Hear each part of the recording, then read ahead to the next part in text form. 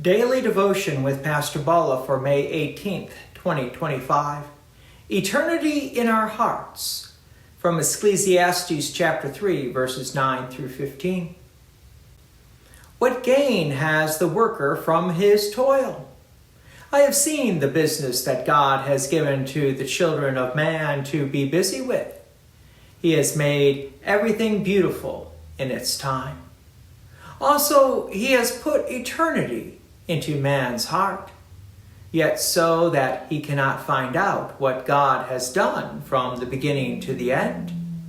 I perceive that there is nothing better for them than to be joyful and do good as long as they live. Also, that everyone should eat and drink and take pleasure in all his toil. This is God's gift to man. I perceive that whatever God does endures forever. Nothing can be added to it, nor anything taken from it. God has done it so that people fear before him. That which is already has been. That which is to be already has been. And God seeks what has been driven away. Solomon returns again to the futility of toil when viewed apart from God. What gain is there in all our busyness, in all the striving under the sun? And yet, in the midst of that question, he makes one of the most profound statements in all of Scripture.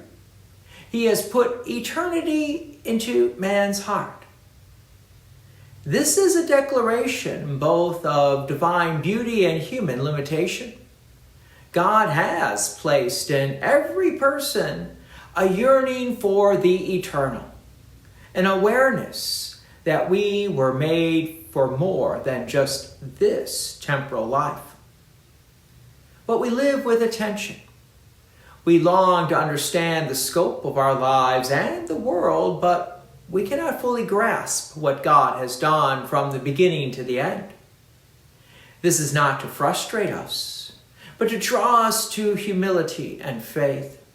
The eternal longing within us is a signpost pointing to Christ. He is the eternal one who entered time, the Alpha and the Omega, who alone can fulfill what our hearts seek. Solomon rightly concludes that there is goodness in joyful living and doing good, and eating and drinking and finding enjoyment in our labor. These are not ends in themselves, but reflections of God's providence, daily gifts given by the one whose works endure forever. Nothing can be added to it, nor taken away from it.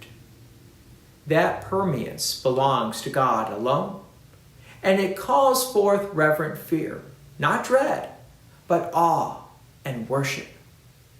In a world constantly chasing the next thing, we are reminded that contentment is found not in mastering time or in understanding all mystery, but in receiving each day as a gift. Still, the ache for eternity remains, and it finds its fulfillment not in earthly success, but in the promise of the resurrection. Christ, who bore our sin and conquered death, is the answer to the longing God has placed in our hearts. Through him, our labor is not in vain.